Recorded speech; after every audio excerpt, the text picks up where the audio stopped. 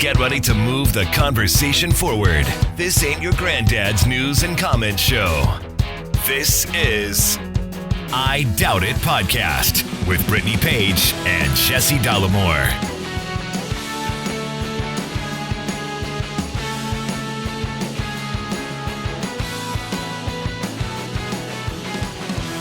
Welcome to the show, everybody. Episode 864 of I Doubt It Podcast. I'm your host, Jesse Dollemore.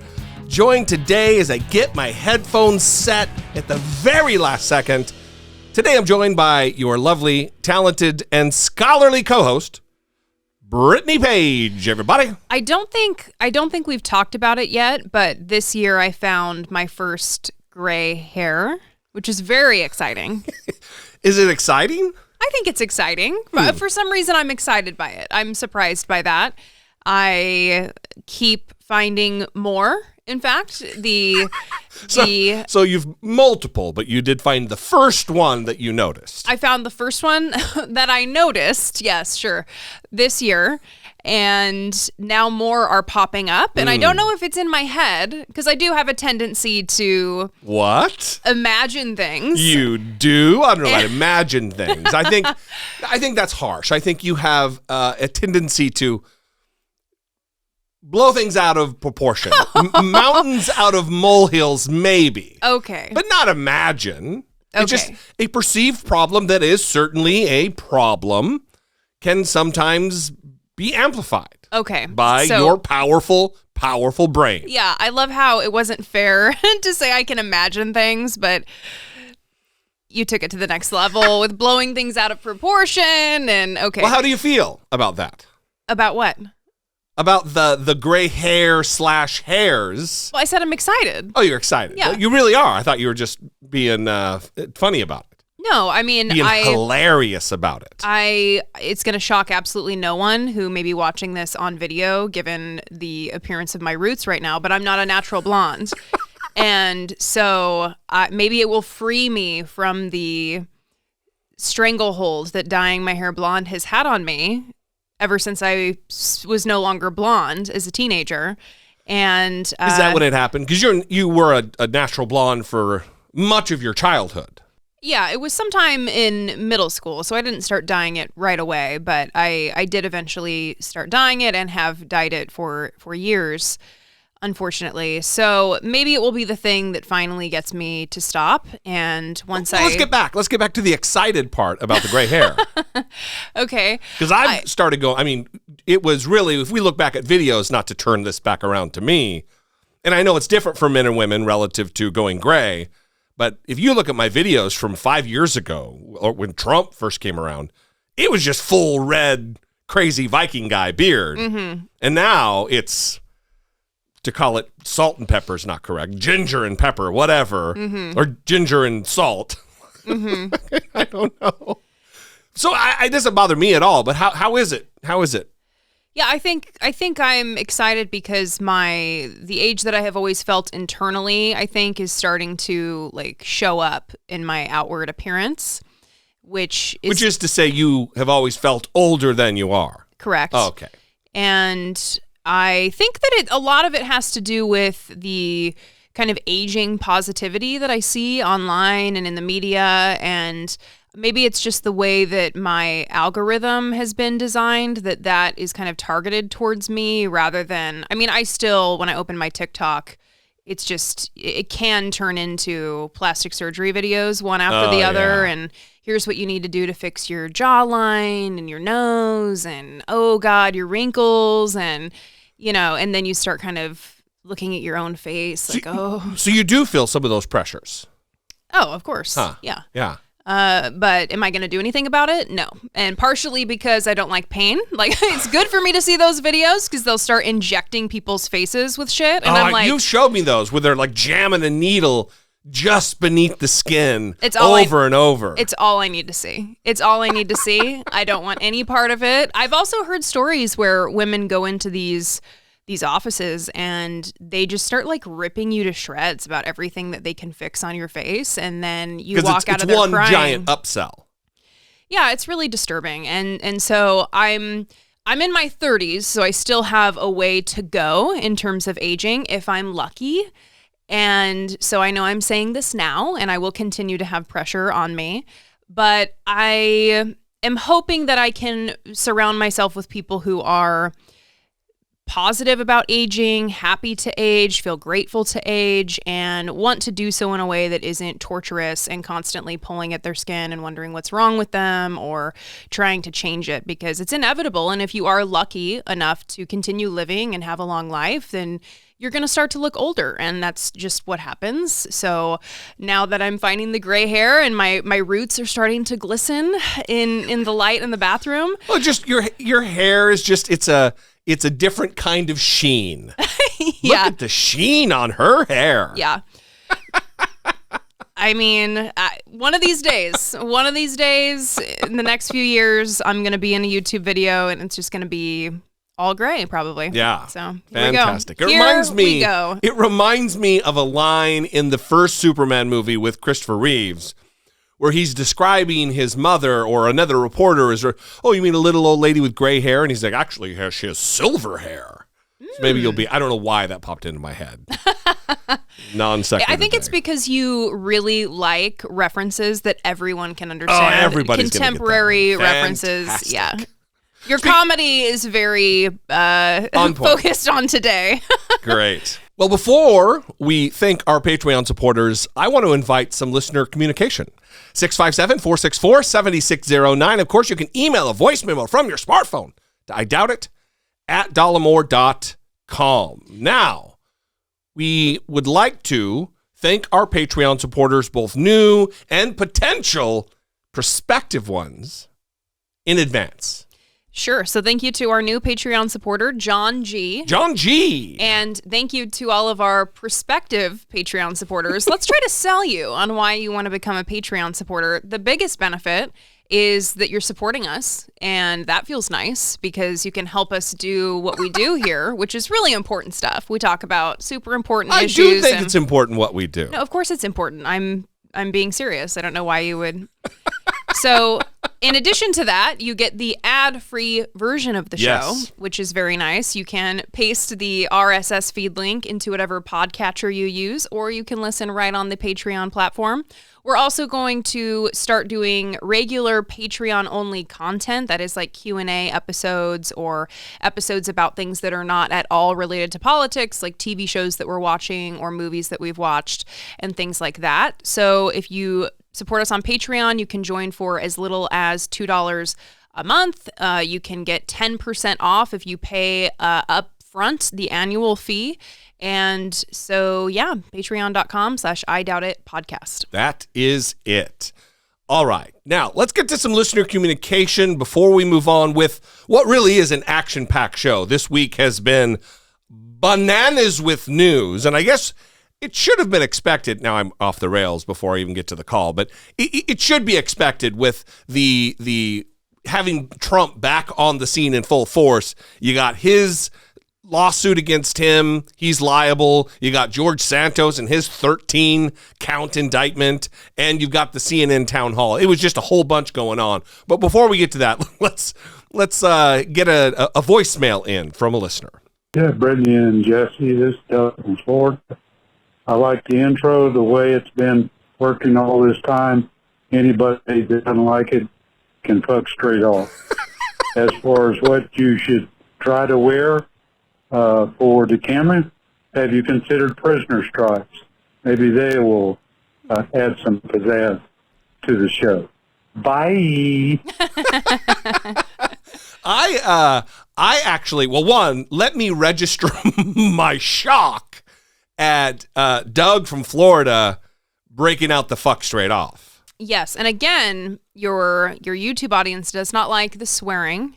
Very unhappy about the language when the naughty words are used. That's right. And we are sorry about that, but it's going to continue to happen. Do not speak for me. Because I am not sorry about that. Okay, well, it's going to continue to happen. Yes, it is. And this is, I guess, that term that we recently learned, audience capture, where you start, moving your you start targeting what your audience wants. You start talking about the things on your show that your audience wants to hear and reinforcing what they want to hear.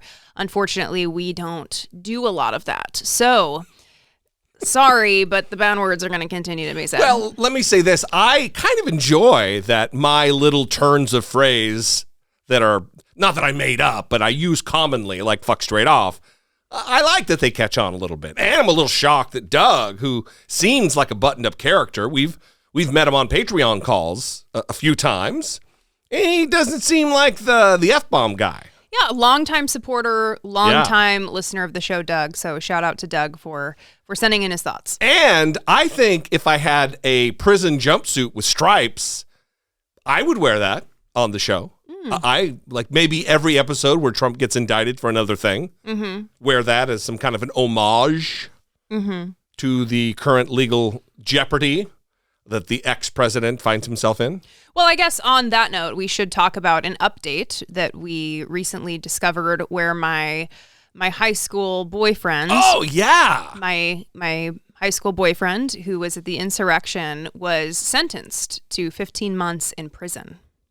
Yeah, yesterday. He was one of the famous ones, right? He wasn't just like one of the 1,000. He was featured prominently. That's how you knew on that day that it was him. It's from the CNN photo of him sitting in the Senate, in the president's chair, in the presiding officer's chair of the Senate. Yeah, he was the one hanging from the balcony of the Senate to jump down onto the floor. Yeah, the YouTube audience now has seen the photos of it. This was Brittany's boyfriend in high school. When the media reached out, they were acting like you guys had just split up or something. No, I don't know about that, but I definitely avoided all of that. Like, I remember I got a message from someone I really like at KTVB, Brian Holmes, and he's like, "This is Brian Holmes from KTVB. I want to talk to you about your high school boyfriend."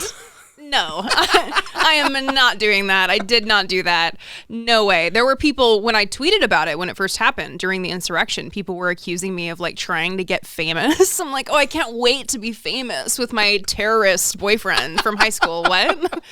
No, I don't. Oh. It served the purpose that it did, which was now he's going to prison. There have been consequences there.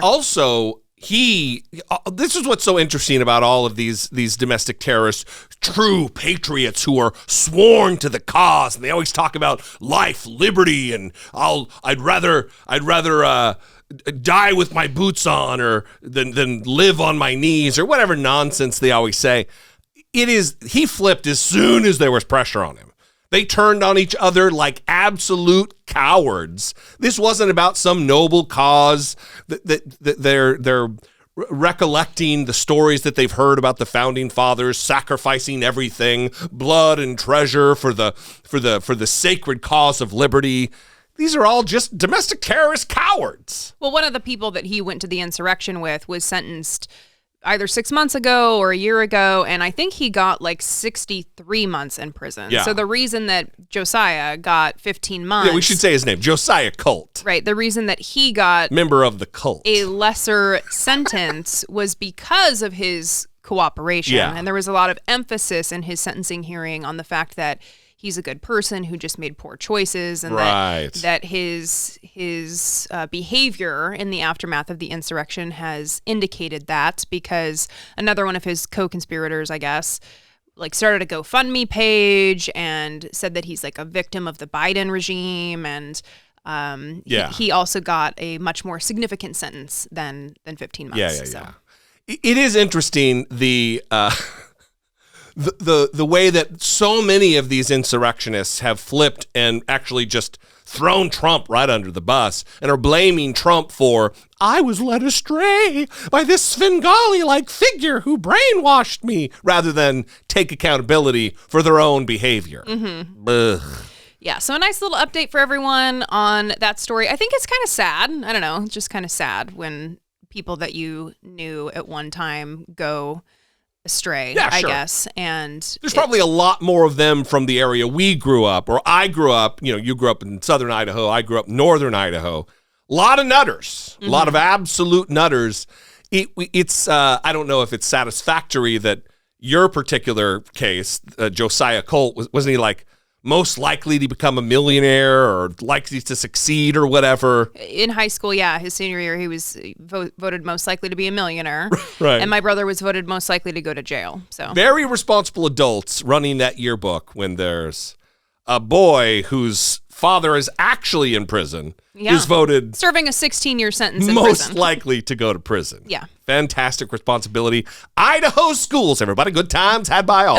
Don't get me started, because every once in a while I think about firing off an email to the person who was in charge of that yearbook. Yeah. Because I clearly hold on to grudges. This Well, was like 2005. I think that you should do that, and I would invite the audience to encourage you as well. 657-464-7609. Of course, you can email a voice memo from your smartphone to idoubtit@dollemore.com.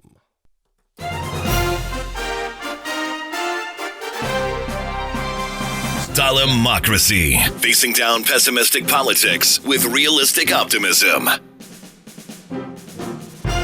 So Donald Trump was found liable for sexual abuse of E. Jean Carroll and defamation. Yes. And was ordered to pay $5 million in damages for that. And I want to talk a little bit about the case, because I think it's important to talk about the jury. The jury was 6 men and 3 women. So this wasn't a jury of like radical feminists, you know. I mean, that's what Donald Trump would have you believe. Of course, that's what he would have you believe. There were 6 men on the jury. One of them, in fact, the E. Jean Carroll's team had attempted to remove from the jury because he was a Tim Pool fan. You know, the guy with the beanie and the headphones. He's a conservative commentator. I wonder what's that guy covering under that beanie? You think it's a luxurious head of hair? Or is he another one who, when he flips on his TikTok, hearkening back to the intro topic, that he's just inundated with hair plug messages? I mean, I kind of feel bad for him in that way. I mean, it's easy to make fun of somebody, but he's clearly just a cripplingly insecure little douche, right? So the jury, rhetorical. The jury member was a Tim Pool fan, and it believes that his show is like nuanced and balanced or independent or something. It was like using words that clearly don't describe Tim Pool's show or Tim Pool as a person. So did he describe Tim Pool as tall?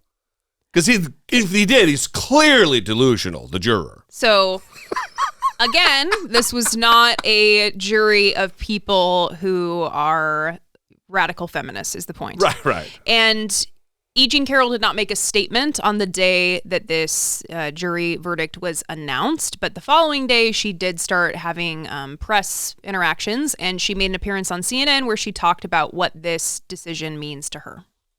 I don't want to make this a political conversation, but the kind of dissonance between the moment yesterday on the front pages of all the newspapers, all of them. the getting your life back, something you've been thinking about and going through for decades, and then at the same time looking over and seeing that that man is also the front runner for the Republican nomination for president, and you listen to Republicans who were asked about this yesterday, and it is some version of what we heard for 6 years prior. Don't want to talk about it, dodge, say there's something corrupt about the process. Well, how do you kind of reconcile that moment, I guess? Here's how I reckon it. Yesterday, the old view of what the perfect victim looks like totally changed. What do you mean? The old view of the perfect victim was a woman who always screamed, a woman who immediately reported, a woman whose life was supposed to fold up and she's never supposed to experience happiness again. That was just shut down with this verdict. The death of the perfect victim has happened. Now, this verdict is for all women. This is not really about me. It's for every single woman. There, in the courtroom, was an encounter, an exchange between you and the president's lawyer, Joe Tacopina. Mm-hmm. He came up, you shook hands, I believe. What did he say? Well, Joe Tacopina is very likable. He's sort of like an 18th century strutting peacock, and people like him. So when he sticks out his hand to first he congratulated Robbie, and then he was congratulating people on the team. And as I put my hand forward, I said, "He did it, and you know it." And then we shook hands, and I passed on. Did he say anything in response? No, he's he's a hail fellow well met. He went on shaking hands and smiling. So I like E. Jean Carroll. I think that she is a very strong woman, and I think she did an amazing thing here. I also do not believe that it is the death of the perfect victim, that this verdict signals that it's the death of the perfect victim. I wish that were true. I desperately wish that were true, but I just don't think that that's the case. I think we're going to continue to see situations where attorneys, like Trump's attorney, that she described there as a person that everyone likes. I don't like him. Not at all. I don't find him to be likable. I found out yesterday that he defended Joran van der Sloot, the guy who killed Natalie Holloway back in the early 2000s, her trip to Aruba, high school girl.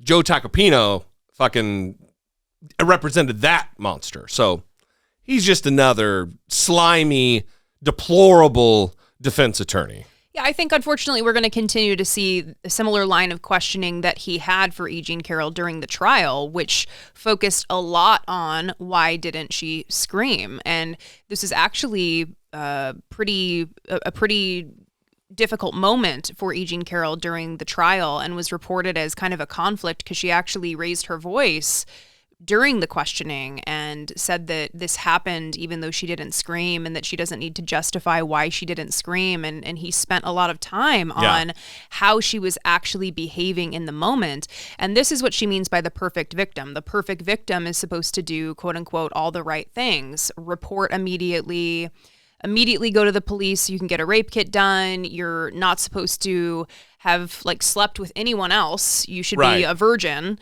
There's many things that go into this idea of the perfect victim, and screaming is one of them. You're supposed to fight back. You're supposed to have said no. You're supposed to scream. And even if you do all those things, you're still going to have your story interrogated, and you're still going to be disbelieved. I think we have made a lot of progress in that regard, and I think that this verdict signals progress as well, especially knowing that it was majority men on the jury, and that one of them loves Tim Pool and thinks he's a super reasonable, nuanced guy. And with a full luxurious head of hair. Yeah. Atop his 6'3" frame. One thing I did love about the aftermath of this verdict is how Fox News really tried to work through it in real time, because they have to report things that are happening, and they can't just skip over the fact that the current Republican frontrunner is found liable by a jury for sexual assault and defamation. That should be a headline, so they had to cover it, and they really struggled with covering it, though. Specifically, how so?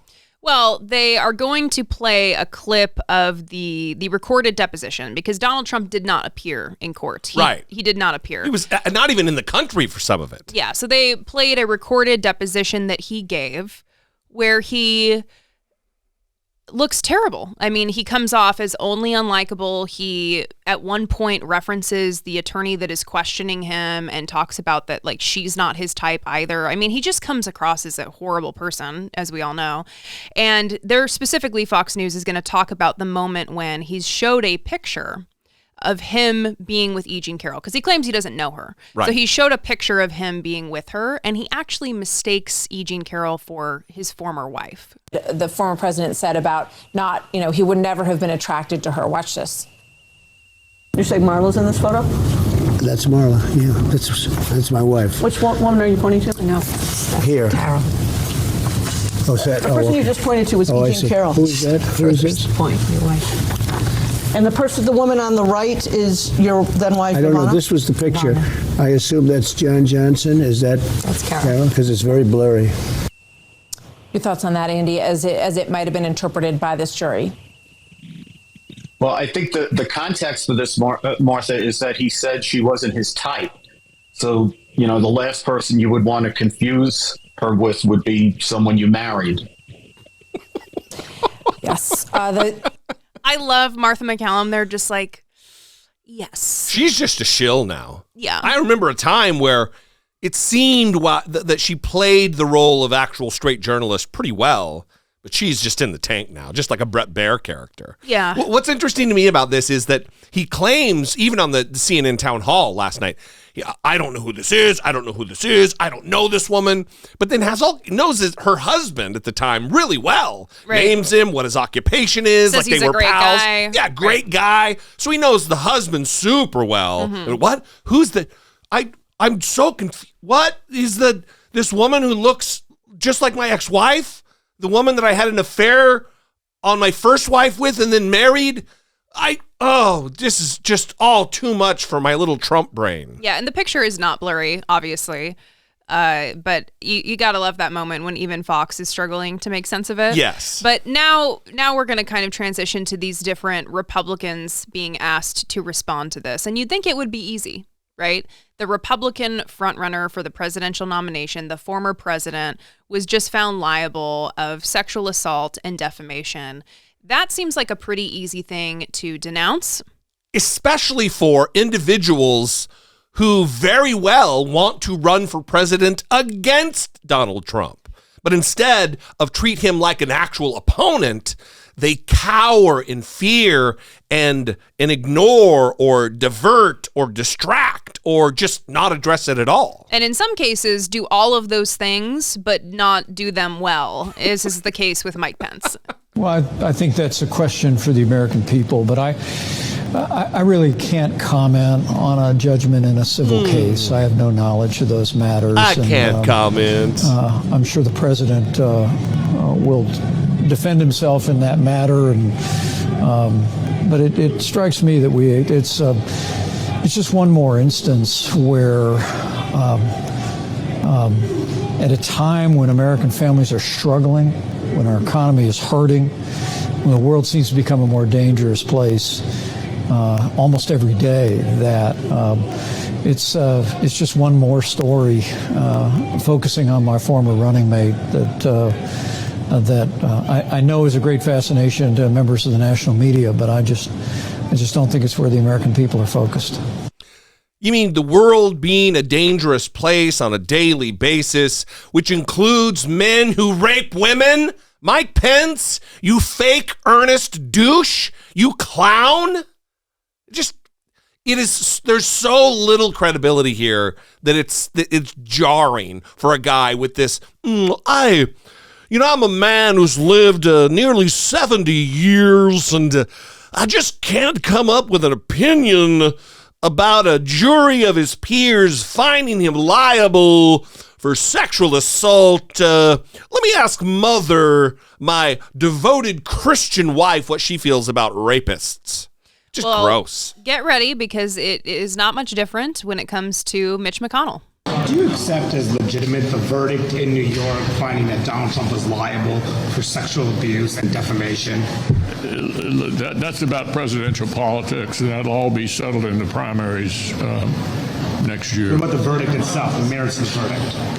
It's all, I don't have any observations about it. The American people are going to have to decide, particularly Republicans and Democrats, who they want to run for president next year. But are you going to stand by him? The American people are going to have to decide. Excuse me while I drain some of the gravy out of my neck. You can decide too. You're a voter too, Mitch McConnell. What the fuck are you going to do? Are you going to ignore rape? Are you going to ignore sexual assault? Of course you are. You're a Republican. So on the same day that this news broke about the verdict against Trump in the E. Jean Carroll case, George Santos was charged. There was an indictment revealed, a 13-count indictment, which includes 7 counts of wire fraud, 3 counts of money laundering, 2 counts of making materially false statements to the House of Representatives, and 1 count of theft of public funds. If convicted, he faces up to 20 years in prison. And that sits well with me. It's like music to my little ears. In another case of Republicans being unable to respond in any meaningful way whatsoever to the problems within the Republican Party, Kevin McCarthy was asked about both George Santos and Donald Trump. No. Yes. Are you going to continue to stand by George Santos now that he's been indicted on federal charges? And will you stand by President Trump after a jury found him liable on sexual abuse? I'm not going to avoid your question, but as you know, I've been at the White House. I haven't seen that. I haven't seen the indictment, but as you know, with George Santos, I did not put him on any committees. For those like Senator Menendez, who was indicted and we went to trial, he was still able to vote, and others. I believe he's the chairman of a committee today. In America, we'll just follow the same pattern we always have, right? If a person is indicted, they're not on committees, they have the right to vote, but they have to go to trial. If, just like we had a member of Fortenberry, he had the same ability, I removed him from committees, but he was found guilty, and I told him he needed to resign. That is my policies and principles on this, and I'd follow the same pattern. And Trump being found liable? I don't. I've been in meetings, I don't know. Why not have this fight? Just an absolute coward. I love how he's like, I'm not going to avoid your question. He starts it by saying that. And then avoids it. Yeah, I mean, just say that you're going to avoid the question. I mean, you don't need to start with, I'm not going to avoid the question. Or that tells everyone what your plan is. Or just don't call on Manu Raju. You know what the question's going to be, bro. Right. Well, I'm not going to ignore your question. Ignores question, ignores question, ignores question. Yeah. It's just so typical for Kevin McCarthy, who's, by the way, not good at this. Well, let's also say that we're going to have a lot of negative things to say about CNN coming up very shortly. But before we do that, we want to say to Manu Raju, good job, Manu. Good job, Manu. We really appreciate Manu Raju's work. He is fantastic. That's not facetious. No, he's great. He does a good job. Yes. Fantastic, professional, dogged. He is what a journalist should be, not giving platforms to Donald Trump to lie for 70 minutes straight. So now we are going to continue talking about George Santos because he was released on bond and he decided to talk to reporters, which I don't think his attorney was happy about. But you know, George Santos, he seems to create chaos within his life. That seems to be something that he's struggling with. Yeah. If I were to assess the situation. And he kind of took a typical path at this point to call the charges a witch hunt. And then he made a familiar pivot, but this time the audience wasn't very receptive to it. You guys, look, this is the beginning of the ability for me to address and defend myself. We have an indictment. We have the information that the government wants to come after me on, and I'm going to comply. I've been complying throughout this entire process. I have no desire not to comply at this point.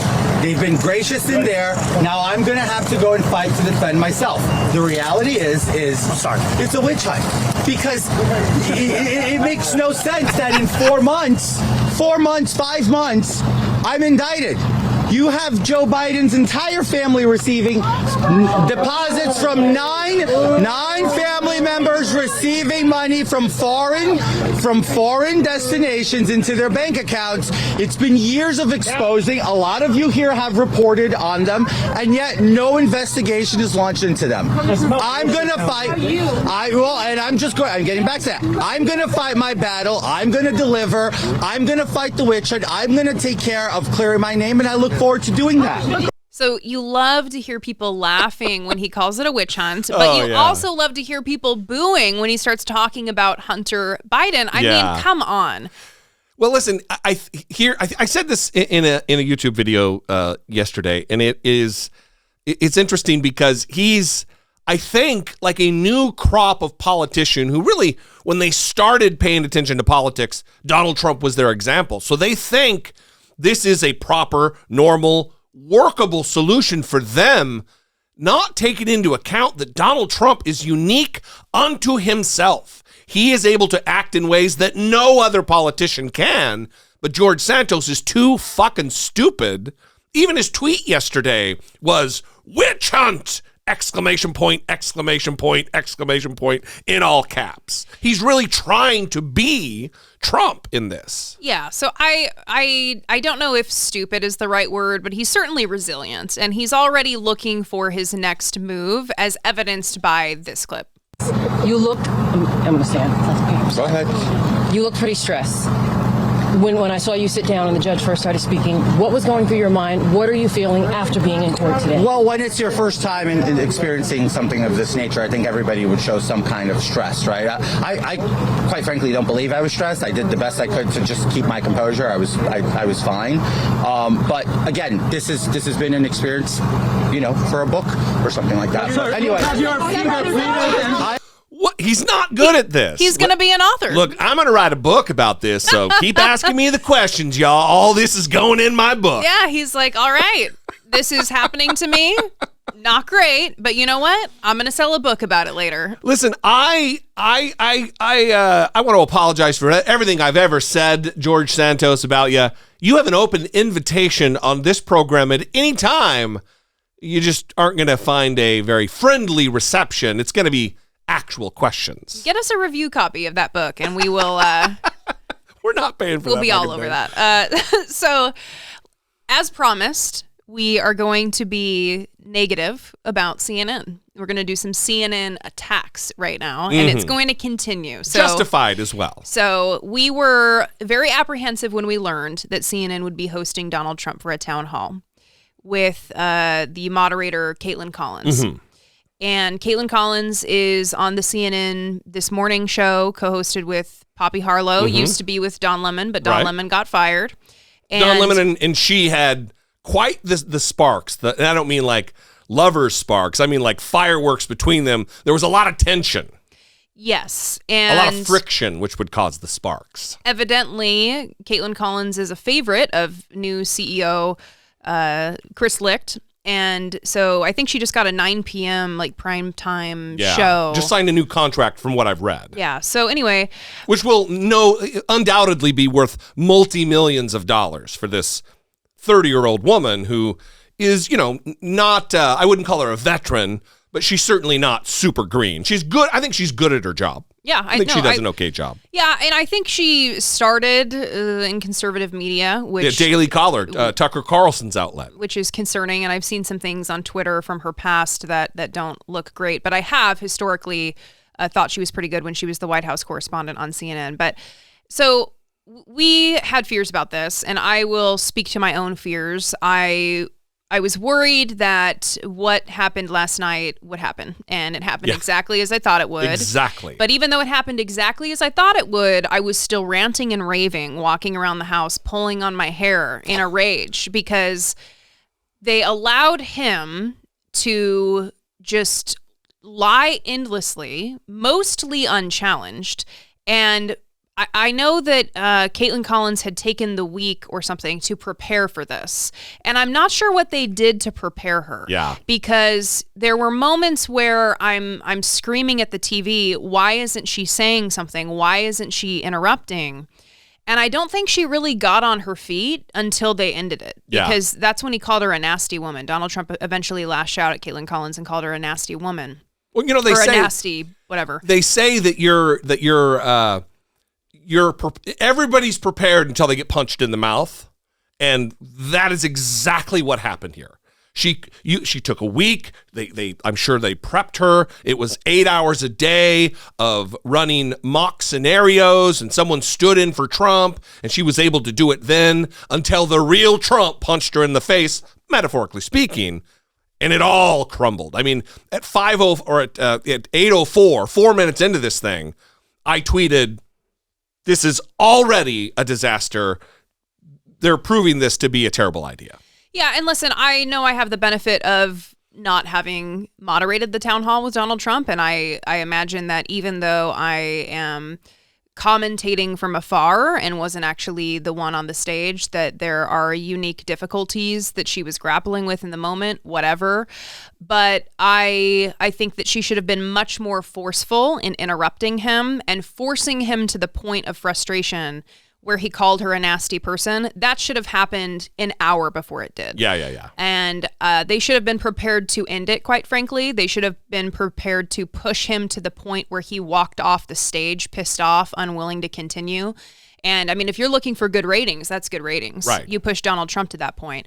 But I don't think that they wanted that. And the reason that I think that, we're going to start with a clip here from CNN that was on John King's show 2 days before the town hall.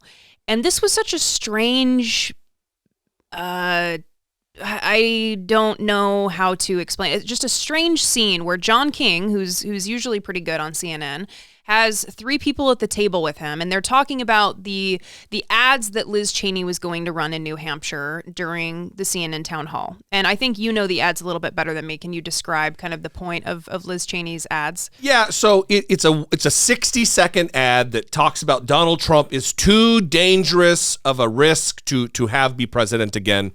And it's really just focusing on January 6th and him inciting the violence that took place, the deaths that are on his hands, and the fact that he is unapologetic about it, that he is a threat, an existential threat to democracy. It was a really well done ad. I did a video about it on YouTube, and you can find it on YouTube as well.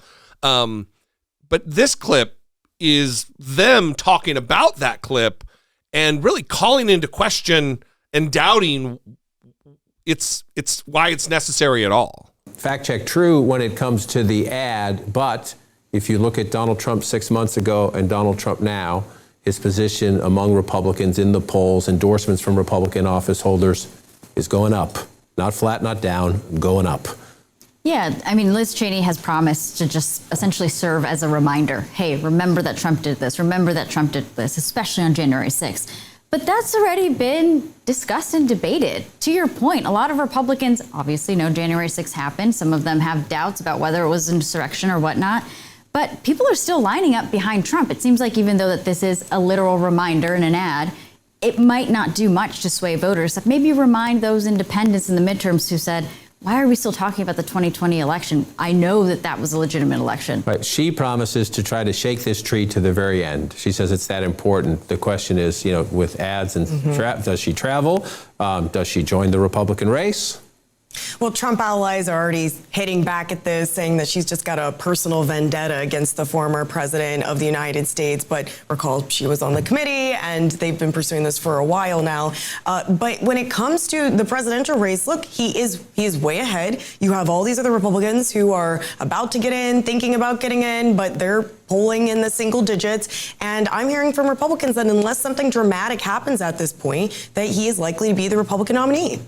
The question is, where does the anti-Trump forces, do they get traction anywhere when many of the candidates, we're waiting for Ron DeSantis, who wants to make the point, don't go back, but he is at least so far, even though Trump's super PAC has savaged DeSantis, right. DeSantis has not returned the favor. The question, if Cheney does not get in, will anybody in the Republican field do that, or will it just be we need Trump's voters so much we have to be genteel about this? Chris Christie, the former governor of New Jersey, is still lingering out there as a possible one to do it, and look for him to potentially run a similar ad, I'm told, before New Hampshire tomorrow evening. But look, he'll decide in a couple weeks. But there is no doubt, as we sit here in the middle of May, the former president is in a far stronger position than he thought he would be, and most Republicans hoped he would be at this point in the Republican primary. It is still important, I think, to point out this still has to play out. There are debates coming on the Republican side. We'll see if he actually attends them or not. But what this shows, the fact that he's doing a town hall with New Hampshire voters tomorrow evening, he's trying to go back to that well of 2016. He's trying to recreate sort of some goodwill among those voters in the middle and to kind of forget that January 6th happened. Of course, he cannot forget that it happened. We cannot and should not forget that it happened. So this is all part of the conversation. But now he's comparing himself to Biden. So that's why some Republicans are like, the economy was pretty good under Trump. So it is a precarious position for Republicans that they did not think they would be in. So only at the end do you hear the emphasis on why an ad from Liz Cheney about the insurrection as a reminder to voters might be important. But the rest of that over 3 minutes that you heard there was an emphasis on how Donald Trump, he's way ahead. Yeah. He's in the strongest position. No other Republicans are going to be entering the race, that this ad might not do much to sway voters. Well, you know what else didn't do much to sway voters? The Trump town hall, because CNN did one of those after play things. What are they called? Focus groups with Gary Tuchman leading, and they were all Trump supporters. And he asked them, raise your hand if you have a better opinion of Donald Trump after this. No one raised their hand. Raise your hand if you have a worse opinion of Donald Trump after this. No one raised their hand. Raise your hand if you have the same opinion of Donald Trump after this town hall. they all raised their hand. And in fact, one person afterwards said that they plan to vote for Donald Trump. So in terms of swaying voters, I mean, isn't Liz Cheney putting an ad up during CNN's free advertisement of all of Donald Trump's lies? Isn't any attempt worth it? Isn't any attempt to counter the lies worth it? It is remarkable to me. I mean, remember when Trump, when they were talking about all the deaths, the hundreds of thousands of deaths from COVID, and Trump said, it is what it is. They just is what it is. The attempted overthrow of the United States government. She said, that's already been discussed and debated. And then someone else said, why are we still talking about the 2020 election? Right. It's because if we don't talk about it and we don't pay attention to what happened during the election, after the election, leading up to, and the insurrection, it's likely to happen again in 2024. That's why it's important to talk about it, and that's why it hasn't been debated and discussed enough. Yeah, that was something notable in that focus group too, and you can find it on YouTube. But the focus group with Gary Tuchman and the Trump supporters after the CNN town hall, he asked them if they want Donald Trump to move on from talking about the election and focus on the upcoming election in 2024. And these Trump supporters countered that line of questioning from Gary Tuchman and said, well, you guys started off the night asking him about whether or not he believes the election was rigged and election fraud. Like, you started off that questioning. So it's really the media that's keeping this going. Come on. And Gary Tuchman didn't have a response to that, which should have been the response that you just had, which is, if we don't talk about how he believes that the election was rigged and that there was election fraud and that he's actually president, then we're going to be in a situation where he's going to be reelected and he's never going to leave. I mean, he would not commit to allowing a peaceful transfer of power if he again loses the election. He wouldn't commit this time. So you can't put that on the media. And of course, Trump supporting Republicans are going to be the ones who say, well, that's the media. If you just left Donald Trump alone, he'd never talk about it again, which is absolute bullshit. Right. It's all he ever talks about. Right. So there were multiple failures from CNN on this town hall, from the focus group. I keep wanting it to call it the afterplay. I don't know what's going on. But Jake Tapper had a great summary. He came out after the town hall ended, and he kind of summarized what happened during the town hall. About the threat to Vice President Pence, about Pence's ability to overturn the election, about COVID, about the economy, and more. He called a black law enforcement officer a thug. He said people here in Washington, D.C. at Chinatown don't speak English. He attacked Caitlyn as a nasty woman because she was trying to get him to answer a question. Perhaps most chillingly, the day after a 9-person jury of his peers in New York found him liable for sexual battery and defamation and ordered him to pay writer E. Jean Carroll $5 million, he made fun of her account of her sexual assault. And many in the audience laughed. And applauded. The former president making his first appearance tonight on this network since the 2016 election. He spoke with and took questions from New Hampshire Republican and undeclared voters who plan to take part in the GOP primary, and it took place just a day after. So I'm glad that Jake Tapper focused on that. Yeah. And we're only going to play a few clips of the town hall. We're going to play 3, in fact. But I do want to focus on the laughing that happened when Donald Trump decided to attack E. Jean Carroll. And this was remarkable. There were several moments where Donald Trump acted as though, like these troll comments that you see in your YouTube comments. Yeah. That's basically what Donald Trump was during the town hall. I mean, he's a troll. He's not a serious person. He doesn't seriously engage with these real world issues. He doesn't have answers to things. He doesn't have values or positions or anything. And he's giving the audience permission to join him in that. Yeah, and so they were laughing, and they would show the crowd. And if you're watching this on YouTube right now, you'll see the clips of people laughing. And I just find it so disturbing that Donald Trump, again, the day after he is found liable for sexual assault and defamation, is telling this story about E. Jean Carroll, and the audience is laughing like he's doing a bit. Usually you leave office, you say, I'm sorry, but I'm going to back home. I'm back home to my family and everything. I'm going to be resigning. My poll numbers went up, and they went up with the other fake charge, too. Because what's happening is they're doing this for election interference. This woman, I don't know her. I never met her. I have no idea who she is. I had a picture taken years ago with her and her husband, nice guy, John Johnson. He was a newscaster, very nice man. She called him an ape. Happens to be African American. Called him an ape. The judge wouldn't allow us to put that in. Her dog, or her cat, was named Vagina. The judge wouldn't allow to put that in. All of these things. But with her, they can put in anything. Access, Hollywood. This was a jury of 9 people who found you liable of sexual abuse. Do you think that will deter women from voting for you? No, I don't think so, because I think the whole thing, just so you understand, ready?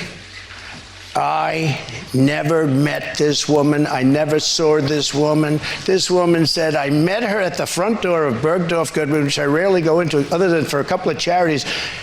I met her in the front door. She was about 60 years old, and this is like 22, 23 years ago. I met her in the front door of Bergdorf Goodman. I was immediately attracted to her, and she was immediately attracted to me. And we had this great chemistry. We're walking into a crowded department store. We had this great chemistry, and a few minutes later, we end up in a dressing room of Bergdorf Goodman, right near the cash register. And then she found out there were locks on the door. So she said, I found one that was open. She found one. She learned this at trial. She found one that was open. What kind of a woman meets somebody and brings them up, and within minutes, you're playing hanky-panky in a dressing room, okay? I don't know if she was married then or not. John Johnson, I feel sorry for you, John Johnson. Mr. President, can I... So I'm sure that they spent some time prepping for this. Yeah. Prepping for this exact interaction. And you heard how many times there was an interruption.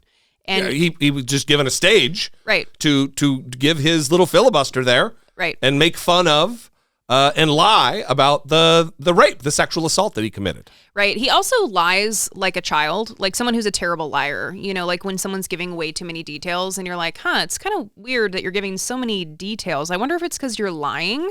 Well, also claim, I rarely, I was hardly ever there. I mean, right. That's what I. You're that's not what saying yeah. you haven't been there. Yeah. You just didn't go there all the time. Yeah. Which I rarely even went to, by the way. It's not like, okay, it's completely irrelevant. It would be like your high school boyfriend. Look, I've only been to the Capitol 2 or 3 times in my entire life. There's no way that I was a part of an insurrection. Well, we have photos. Oh, yeah, but only a few times. Right.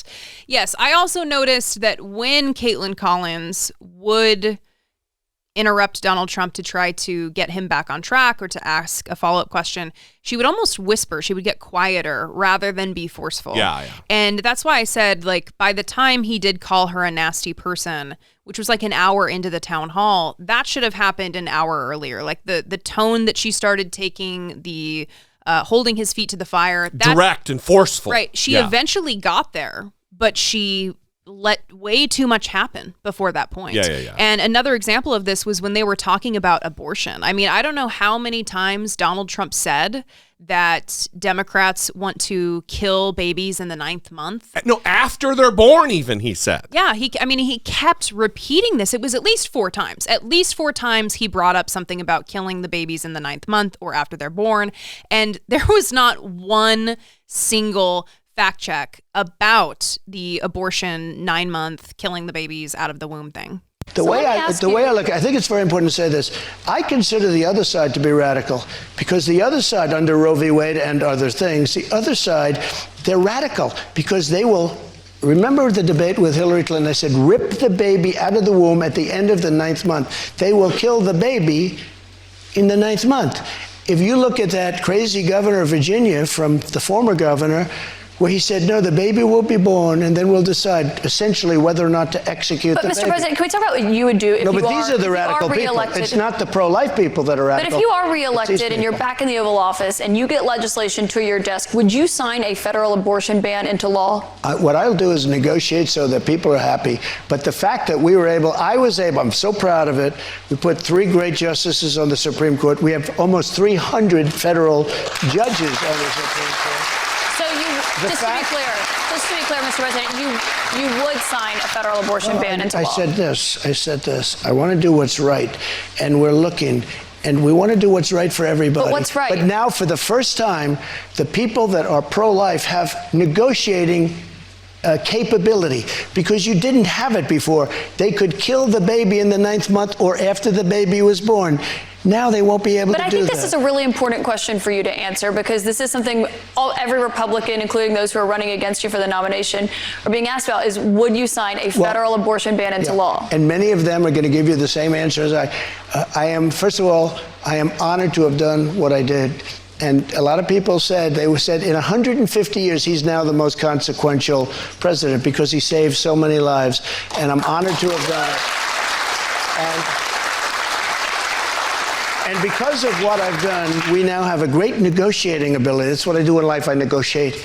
We have a great negotiating ability, and I think we're going to be able to get something done. What do you mean negotiating?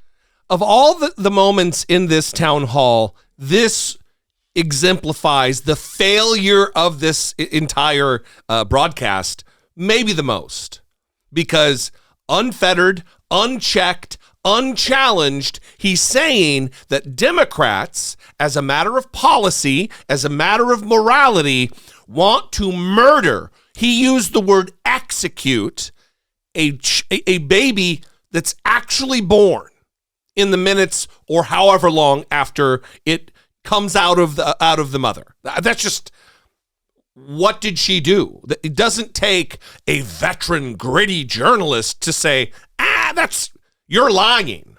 Also, we're going back here, but this is another, the words that they choose to use very much bothered me. Falsehoods. Jake Tapper, when he came out of the clip that we played of Jake Tapper, he said it was a falsehoods, rapid fire falsehoods, lying. He's a liar who lied nonstop for 70 minutes on your network. You allowed it, and also you knew that would be the case. Right. And just such a disaster. And completely unprepared for it. And that's why I said the plan should have been, from the very beginning, to not let him get a word in if he is choosing to do what he just did in this example. This is the best example, like you said, because he reinforced his point several different times. He talked about how he's proud of what he was able to achieve with overturning Roe v. Wade, how he's gotten so many judges on the bench, how now they have a negotiating ability. Yeah, he whatever kept talking that means. about that, right? And he didn't have an answer for whether or not he would sign a ban on abortion. He said some nebulous thing about everyone will be happy. I can promise you that everyone is not going to be happy. Right. And yet he was allowed to continue reinforcing his point without Caitlyn saying, for example, okay, we heard the negotiation thing 3 times. We heard that you're really proud of your achievement, but you're not answering the federal abortion ban question. Is there a reason that you're choosing not to answer that right now? Right. You're applying for the most important position maybe on the planet, President of the United States, and you're either too stupid to know what the answer should be, or you're too afraid. What is it? Also, she didn't need to call him Mr. President every time. Constantly. Like, with the Mr. President. I don't know. A few times to sprinkle in. I mean, you don't have to call him Donnie Boy or anything, but, Mr. Trump. Yeah, I mean, not even that. Like, you don't even need to address him. Just, like, insert in a question. Hey, bro, listen, here. Hey, dickface, listen, I have my next question. I don't. The Mr. President was really weighing on me. Well, allowing him not to answer questions was really a colossal failure on the part of CNN, and I will put it on Caitlin Collins. I mean, Vladimir Putin is, by any measurement, a war criminal. There's an arrest warrant in international courts for him. And Donald Trump wouldn't say that he wanted the war to go Ukraine's way. He would not speak ill of a fucking war criminal, and that just was allowed. They moved on. Okay, yeah. You're not going to answer the question? Great. Perfect. On top of things. Well, and that's the thing. CNN, that's why we started with the John King panel clip, because I feel like they knew what they were doing here. Almost, days in advance, having panels where they're talking about, like, what's the point in trying to counter Trump's misinformation when he's the leading Republican candidate, when he's inevitably going to be the candidate. Like, we have to platform him. We have to talk about him. And no one cares about the insurrection. So I guess we should stop talking about that. Old news. Right. And it kind of set up what we were going to expect with the town hall, just as we saw the coverage. And now as we're seeing how they're continuing to talk about the coverage, Chris Licht in a meeting this morning when he was kind of talking about the Trump town hall. Said, he was taking a celebration lap is what it was. Well, he used the phrase that they made news. Yeah. Well, your job is not to make the news. It's to report on the news that is made. Yeah, you shouldn't be wanting to make the news, and you certainly don't want to be using a fascist to do that. Yeah. So we're going to play one final clip. This was, I think, one of your favorite moments where let's favorite in terms of really pushed you over the edge. Yeah. Farron Cousins from Ring of Fire was on Twitter, and he was like, I'm going for a swim. I'm turning this shit off. Yeah. And I probably should have done that. We watched the entire thing because we're dedicated to the job, everybody. But I probably should have. For punishment. I probably should have checked out and poured myself a 32-ounce glass of whiskey or something because it was maddening. Yeah, so this was on the debt ceiling negotiations, which are happening right now, where the Republicans are wanting to cut spending, and they're holding everything hostage right now. Willing to default on our debt. Right. And Donald Trump basically gave the Republicans permission to go ahead and do that in his commentary when Caitlin Collins was asking him about his position, what he would do in the debt ceiling negotiations. Save this country. Our country is dying. Our country is being destroyed by stupid people, by very stupid people. You once said that using the debt ceiling as a negotiating wedge just could not happen. You said that when you were in the Oval Office. That's when I was president. So why is it different now that you're out of office? Because now I'm not president.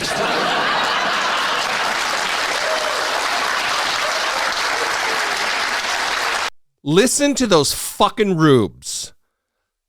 This giggle with joy, uproarious laughter, applause for maybe the most nakedly selfish, destructive thing that someone running for president could say. Right. He's making it clear that this isn't actually a value or a principle that he holds. Right. That it's just politically convenient when, he is president, he holds this view. When he's not president and it's not actually his problem, then he has this view. Right. And he made it clear, and they think it's funny. And if you're watching this on Jesse's YouTube channel, then I would advise you to go back and make sure you catch the woman who's actually holding her face laughing. Yeah. I mean, it is, and this is what I've talked about for years and years and years about Donald Trump. He has given Republicans permission to be the worst people they can. He not only appeals to the worst instincts within people, he gives them permission to act on that. They're in public, in a room, covered fully with cameras,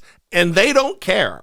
They think this is hilarious. They think this is the way to operate. They don't mind defaulting on our debt and putting individuals who are already in desperate need of government intervention, putting their very lives at risk because they're not going to get money from a government that is shut down and not paying its bills. Well, and apparently CNN got what they wanted because they had 3.1 million total viewers, which outrated both Fox and MSNBC. Although Brian Stelter noted that these numbers are not like 2015, 2016 level numbers for Trump. And in the 25 to 54-year-old demographic, the town hall averaged 703,000, about 5 times higher than CNN's typical performance at 8 p.m. So maybe there were a lot of Farron cousins who went for a swim and decided to turn it off or not watch it altogether, and more power to them. I'm very, very frustrated. We get our news from multiple sources across the spectrum, and I'm just supremely irritated with CNN and Chris Licht. I mean, it is primarily a Chris Licht issue, who comes from entertainment, and it seems like he wants to run CNN like an entertainment network. Yeah, I've seen a prominent progressive commentator on Twitter today talked about that platforming Trump is not the problem, and that we shouldn't be against platforming Trump. And I guess I understand that as we continue this whole presidential nomination process, that there are going to be instances where Donald Trump is going to be quote unquote platformed in the debates, on primetime networks, all of that. But I guess there's a difference between having a debate with other candidates where, you know, this process is playing out, and having a town hall where he's allowed to speak for minutes at a time, largely uninterrupted, just spewing constant lies and abuse. And then they, you know, end the town hall and they go to their panels and everyone's talking about it like he's a normal person. Right. And he's not a normal person. And they have election deniers on the panels on CNN Right. to talk about Donald Trump. Byron Donalds, and for his one. performance. Yeah, he wouldn't say whether or not the election was legitimate that night after the town hall. Yeah, listen, this is the problem. I wasn't wholly universally 100% against this town hall. What I said was, my prediction is they're going to fuck it up. They're going to botch this. But if it was done right, if they performed well and they countered him in real time aggressively, then it's not as bad. It's the same thing with Leslie Stahl and Marjorie Taylor Greene. That could have gone down a whole different way. Instead, they gave her a platform to call Democrats pedophiles on national, international TV. And Leslie Stahl said, whoa. Yeah, I mean, just, oh, wow, that's really crazy. You really believe that? All right, let's go to commercial, everybody. Like, no... Let's show us on a walking tour of your office. Not even in post did they do a pushback. It's a failure on the part of media that I don't know if they still are stuck in their ways. It's like Joe Biden, who wants to call Mitch McConnell an honorable man and Kevin McCarthy an honest guy. Like, he's still caught up in the way that it was in the 1990s or 1980s with politicians. We're past that. Yeah, and media is going to have to wake up. How far removed is Kevin McCarthy from Marjorie Taylor Greene, really? I mean, she just went on 60 Minutes and called Democrats pedophiles. He has made deals with her. He's working directly with her. And Joe Biden feels that it's important to talk about him as though he's an honest person. He's not. He is Marjorie Taylor Greene. But listen, it is not an exaggeration to say that Kevin McCarthy is Speaker of the House of Representatives because of Marjorie Taylor Greene. That is not an exaggeration. There is no hyperbole there.